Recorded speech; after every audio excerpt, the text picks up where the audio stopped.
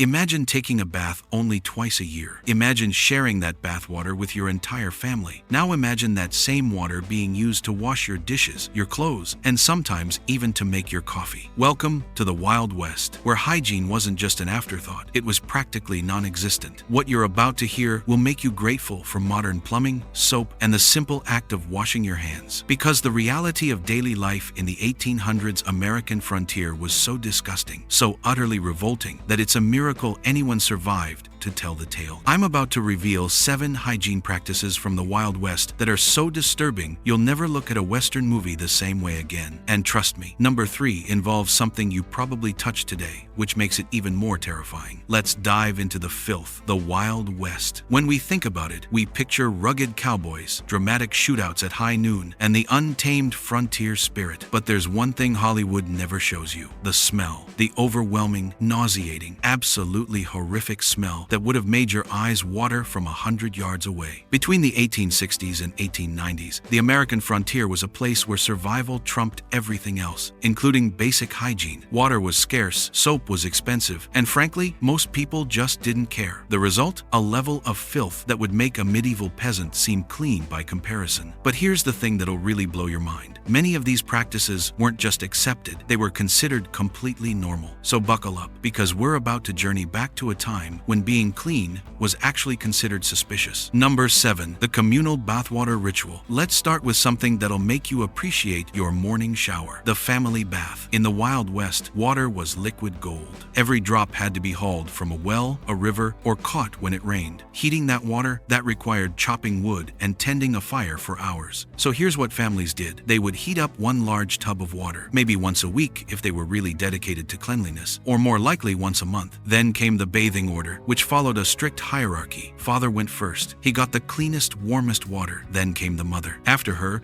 the oldest children would take their turn, followed by the younger kids. The baby went last, if there was any water left. By the time the youngest family member got their turn, the water was cold, gray, and filled with a week's worth of accumulated dirt, sweat, and bodily oils from everyone who went before. But wait, it gets worse. After everyone had bathed, that same water wasn't thrown out. Oh no, that would be wasteful. That filthy, gray, bacteria-filled water would be saved for washing dishes, cleaning floors, or even watering plants. Some families would let it settle overnight and use the cleaner top layer for cooking. This practice was so common that it actually gave birth to a popular saying you've probably heard: "Don't throw the baby out with the bathwater." This wasn't just a cute metaphor. In that murky, disgusting water, you literally couldn't see the bottom of the tub. There are documented cases of babies actually being thrown out accidentally because nobody could see them in the filth. The truly wealthy might have had the luxury of changing the water between family members, but for the average frontier family, communal bathwater was just a fact of life. And if you were a visitor, you got the water after everyone else. Consider that next time you complain about someone using all the hot water. Number 6. Toilet paper didn't exist, and the alternatives were horrifying. Now let's talk about something everyone does, but nobody wants to discuss: going to the bathroom. Specifically, what happened after. In the Wild West, commercially produced toilet paper as we know it didn't exist until 1857, and even then, it didn't become common until the late 1880s or early 1890s. So, what did people use? Well, if you were lucky enough to live near a town with a general store, you might have old newspaper or pages from the Sears catalog. The Sears catalog was actually so popular for this purpose that outhouses across America had a hook specifically for hanging it. There's a dark humor in the fact that the page advertising fancy women's undergarments one day would serve a very different purpose the next. But here's where it gets really disturbing. Most people on the frontier didn't have regular access to newspapers or catalogs, so what did they use? Corn cobs. Yes, dried corn cobs. After eating the kernels, families would save the cobs, let them dry out, and keep them in a basket in the outhouse. The technique was to use the cob in a,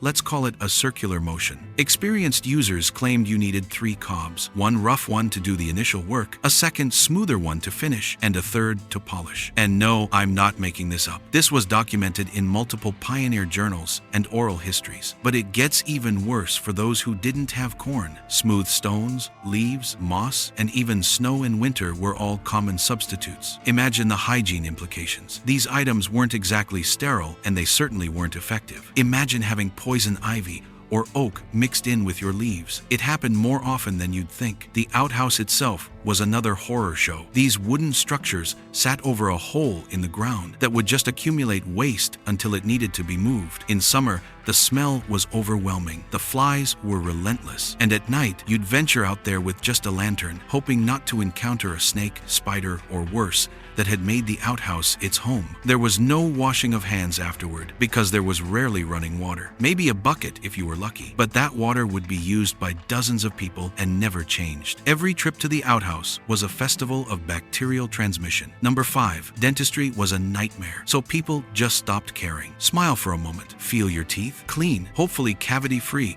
probably brushed within the last 12 hours. Now imagine never brushing them, ever, for years. In the Wild West, dental hygiene was virtually non-existent. Toothbrushes did exist, but they were expensive and rare. Toothpaste, as we know it, didn't exist. Some people would chew on twigs or use baking soda if they could afford it, but the vast majority of people just didn't clean their teeth at all. The results were predictably horrific. By age 30, most people had lost several teeth to decay. By 40, many were completely toothless. Tooth pain was considered just a normal part of life. Abscesses, infected gums, and constant bad breath were universal. But here's what really makes this disgusting. Instead of preventing dental problems, people just waited until the pain became unbearable, then had the tooth pulled. And who pulled it? Not a trained dentist. Those were extremely rare on the frontier. No, your tooth would be pulled by the local blacksmith, the barber, or just a strong friend with a pair of pliers. No anesthesia, no sterilization, just whiskey for the pain, a pair of dirty pliers, and someone strong enough to yank the tooth out of your jaw. Infections were common. Deaths from tooth infections, while rare, did happen when the bacteria spread to the bloodstream. The smell of a room full of people in the Wild West would have been dominated by rotten teeth. Historians who've studied this period note that bad breath would have been so universal that it wouldn't have even been remarked upon. It was just the smell of being human. Some people would fashion dentures from wood, ivory, or even teeth pulled from corpses. Yes, corpses. After battles or hangings, tooth thieves would harvest teeth from the dead to be made into dentures for the living. George Washington's famous wooden teeth, actually a myth. His dentures were made from ivory, gold, and human teeth purchased from slaves. This practice continued well into the Wild West era. So if you met someone with a full set of teeth in their 50s or 60s, there was a good chance some of those teeth had previously belonged to someone else, someone dead, probably someone who died violently. Number 4. The barber was your surgeon, and he never cleaned his tools. You know those old-timey barbershop poles with the red and white stripes? Ever wonder where that came from? Well, prepare to be disturbed. Those red stripes represent blood, because barbers in the Old West and before weren't just cutting hair. They were performing surgery, pulling teeth, amputating limbs, and bloodletting, all with the same tools they used to shave your face. Germ theory, the idea that tiny organisms cause disease, wasn't widely accepted until the 1880s. Before that, most people believed in miasma theory, the idea that diseases came from bad air. This meant that the concept of sterilization was virtually unknown. So when the town barber pulled out his straight razor to give you a shave, that razor had probably been used on dozens of other men that same day without being cleaned. Maybe a quick wipe on a towel at most. The same razor that trimmed beards also performed minor surgeries, lanced boils, and conducted bloodletting procedures. Bloodletting, by the way, was still considered legitimate medicine in the mid-1800s. Doctors and barbers believed that draining blood from sick patients would balance their humors and cure diseases. Spoiler alert, it didn't work. It just made weak people weaker and spread diseases through contaminated instruments. The barbershop was also where you'd go for amateur dentistry. That same barber chair where you got your haircut, men would sit in it, bite down on a leather strap, and have teeth yanked out with non-sterile pliers. The blood from these procedures would splatter on the floor, the chair, the barber himself. A quick sweep and maybe a bucket of water if you were lucky, and the chair was ready for the next customer. Imagine walking into a barber shop and seeing bloodstains on the floor, the walls, the barber's apron. This was normal. This was expected. If there wasn't blood, people might have thought the barber wasn't experienced enough to handle the serious work. The same towels were used on multiple customers. The same combs ran through dozens of heads without being washed, spreading lice and skin diseases. If you had an open wound on your face from a previous shave, then sat in a chair where someone else had bled from a dental extraction, congratulations, you were mixing blood with strangers all day long. It's estimated that more people died from infections contracted during medical procedures than from the actual ailments they were being treated for. A simple shave shave could lead to a fatal infection if the razor had been used on someone with a blood disease. Number 3. Women's monthlies were a public health crisis. Alright, we need to talk about something that affected half the population but is rarely discussed in Western movies: menstruation. Because the reality of dealing with periods in the Wild West was absolutely nightmarish. Modern menstrual products didn't exist. The first disposable sanitary pads weren't invented until the 1890s, and they didn't become widely available until the early 1900s. So what did women do? Most women used rags, literally torn up pieces of old cloth that they would pin to their undergarments. These rags, which is where the phrase "on the rag" comes from, would be worn until completely soaked, then removed, rinsed out in cold water, and reused over and over and over. But here's the disgusting part. There was no private plumbing. Women couldn't just discreetly change these rags whenever needed. In many frontier homes, there was one room,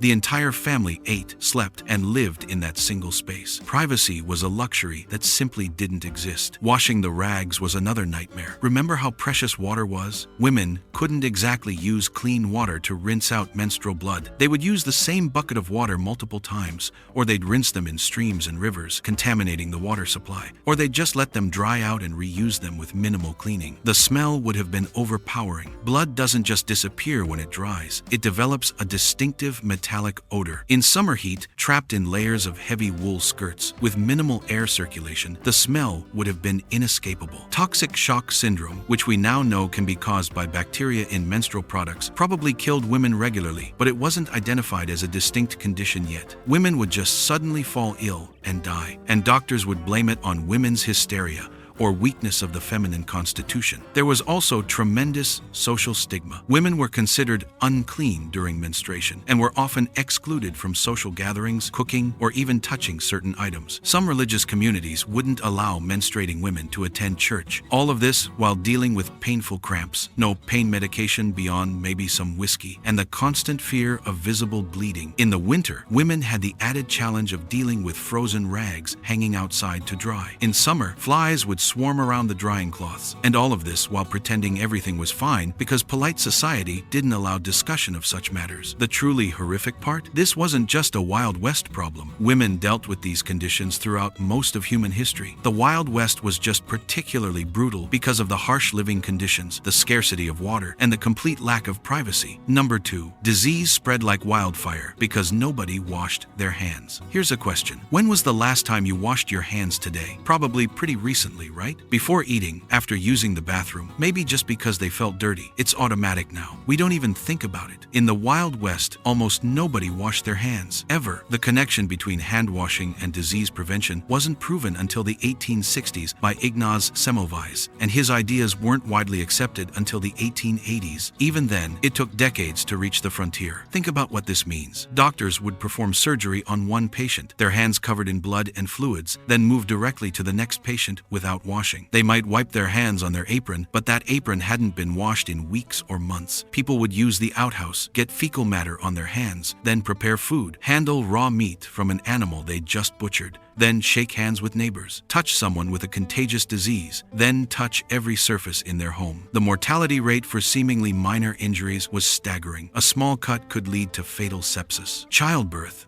was incredibly dangerous, not because of the birth itself, but because the midwife or doctor would have contaminated hands. In some frontier hospitals, up to 30% of women died after giving birth from childbed fever, which we now know was caused by bacterial infections from unwashed hands. Typhoid, cholera, dysentery, these diseases spread like wildfire through frontier communities. We know now that many of these are fecal oral diseases spread when someone doesn't wash their hands after using the bathroom and then handles food. But in the 1800s, people just called it frontier fever or ague and accepted it as an unavoidable part of life. Communal water buckets were bacterial soups. Everyone would drink from the same ladle, dipping it back into the bucket after it had touched their lips. One sick person could infect an entire community within days. Even when soap was available, using it was considered vain or unnecessary by many. Soap was for washing clothes and floors, not for your body. Real men didn't worry about being clean. Being too clean was actually viewed with suspicion. It was considered effeminate or pretentious. The result was that epidemics would tear through towns with terrifying speed. Entire families would be wiped out. Ghost towns weren't always created by abandoned mines. Sometimes they were created by disease, killing everyone or forcing survivors to flee. Here's a particularly disturbing detail. When someone died of a contagious disease, their belongings would often be sold or given away without any attempt at disinfection. That dead person's clothes, bedding, dishes, all contaminated with whatever killed them, would be distributed to others in the community. It's a miracle that any frontier settlement survived. Number 1. Clothing was worn until it literally rotted off the body. And now we reach the number 1 most disgusting hygiene practice of the Wild West. Something so revolting that it affected every single person, every single day. People wore the same clothes for months or even years without washing them. We're not talking about wearing the same outfit for a few days. We're talking about people having one set of clothes that they wore continuously for 6 months,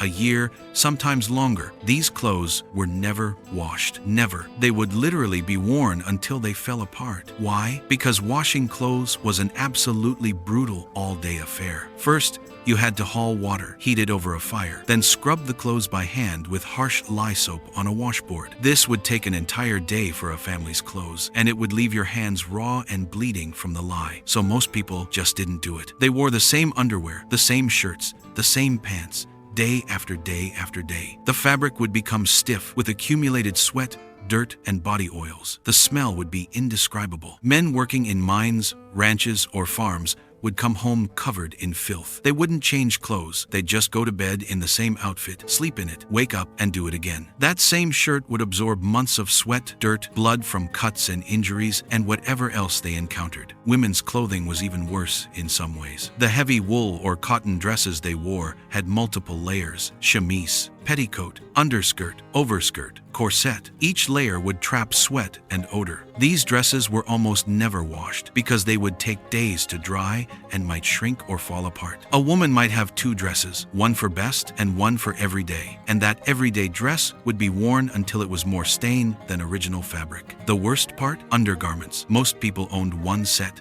They would wear the same underwear for months until it was literally disintegrating. The bacterial buildup would cause rashes, infections, and sores, but this was so common that it was just considered a normal part of life. Lice, fleas, and bedbugs thrived in these conditions. Every person on the frontier had some combination of parasites living in their clothes and feeding on their body. This wasn't considered a hygiene failure, it was just life. People would sit around picking lice off themselves and each other like grooming primates. Boots and shoes were another nightmare. People would wear the same boots every day for years, often without socks. The interior of these boots would become a festering ecosystem of fungus, bacteria, and dead skin. Foot infections were extremely common. Trench foot, a condition we associate with World War I, was actually a regular occurrence in the Old West. When clothes finally became too disgusting, even by Wild West standards, they weren't washed, they were thrown away or burned. People would save up money to buy new clothes rather than investing time in cleaning the ones they had. The concept of a clean wardrobe that we take for granted simply didn't exist. Cowboys on cattle drives had it even worse. They would be out on the range for months at a time with only the clothes on their back. By the end of a drive, their clothes would be so stiff with dirt and sweat that they could practically stand up on their own. There are accounts of cowboys arriving in town after a long drive and having to cut their clothes off because they'd become too stiff to remove normally. The human body can actually adapt to constant filth to a degree. Your nose stops smelling your own odor after a while. But visitors from cleaner cities in the East would arrive in frontier towns and be physically sickened by the smell. They described it as a combination of unwashed bodies, animal waste, rotting food, and death, all baking in the Sunday. So there you have it, 7 disgusting hygiene practices from the Wild West that make modern life seem absolutely luxurious by comparison. From communal bathwater to clothes that rotted off the body, life on the American frontier was defined by a level of filth that we can barely imagine today. The next time you complain about having to shower, remember that your ancestors would have thought you were insanely spoiled for having hot water on demand. When you get annoyed about washing your hands before dinner, remember that people survived for generations without ever doing it. The Wild West wasn't just wild because of outlaws and shootouts. It was wild because daily survival took precedence over everything else, including basic cleanliness. The people who lived through it were incredibly tough, but they were also incredibly dirty. These weren't bad people. They weren't lazy or ignorant. They were simply living in a time before germ theory, before indoor plumbing, before the scientific understanding that made modern hygiene possible. They did the best they could with the knowledge and resources they had. But let's be honest, we're all incredibly grateful we didn't have to live through it. So tonight, when you take your hot shower, use your soft toilet paper, brush your teeth with minty toothpaste, and put on clean clothes, take a moment to appreciate just how far we've come. Because just 150 years ago, almost everything we consider basic hygiene would have seemed like an impossible luxury. The Wild West may be romanticized in movies and TV shows, but the reality was far less glamorous. It smelled terrible, it looked terrible, and survival meant accepting a level of filth that would send a modern person running for the nearest shower. Thanks for watching, and remember, the next time someone tells you they want to go back to the good old days, they definitely don't know what they're talking about. Now, if you'll excuse me, I need to go take a very long, very hot shower just from researching this video.